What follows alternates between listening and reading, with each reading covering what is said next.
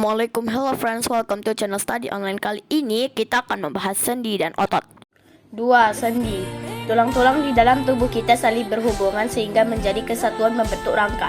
Antara satu tulang dengan tulang lainnya dihubungkan oleh sendi membentuk rangka. Antara satu tulang dengan tulang lainnya dihubungkan oleh sendi, proses terjadinya gerak. Persendian memiliki peran penting. Dengan adanya persendian, sebagian tulang yang bergabung menjadi mudah untuk digerakkan. Sebagian besar persendian dapat digerakkan. Namun ada juga persendian yang dapat disebut sendi mati. Contoh sendi mati adalah sendi yang terdapat pada tengkorak. Sementara itu, berdasarkan gerakan yang ditimbulkannya, sendi yang dapat digerakkan terbagi menjadi sendi putar, sendi engsel, sendi peluru, sendi pelana, dan sendi kaku. Gerakan yang berbeda-beda itu disebabkan bentuk persendian yang berbeda. A. Sendi putar. Sesuai namanya, sendi putar menghasilkan gerakan memutar. Contoh sendi putar adalah sendi antara tulang leher pertama, tulang atlas dengan tulang tengkorak. B. Sendi engsel. Coba kamu perhatikan engsel jendela atau pintu. Gerakan engsel tersebut selalu ke satu arah. Demikian juga dengan sendi engsel yang menghasilkan gerakan ke satu arah. Sendi engsel terdapat pada lutut, siku, ruas jari tangan, dan ruas jari kaki. C. Sendi peluru. Sendi peluru menghasilkan gerakan ke segala arah. Sendi peluru terdapat pada pangkal lengan. Sendi pelana. D. Sendi pelana. Sendi pelana menghasilkan gerakan kedua arah. Sendi ini berbentuk seperti pelana kuda. Sendi pelana terdapat antara telapak tangan dan tengkal ibu jari. E. Sendi kaku. Sendi kaku menghasilkan gerakan yang terbatas. Sendi kaku terdapat pada ruas-ruas tulang belakang. A. Sendi mati.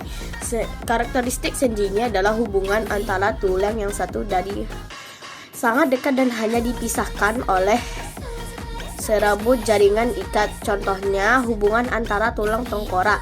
B. Sendi kaku. Karakteristik sendi ini antara tulang dihubungkan oleh tulang lawan.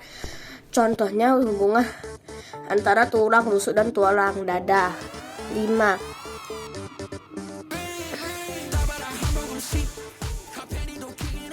Ini F, ini G yang sendi kaku dan yang sendi mati. F, sendi kakunya G. H.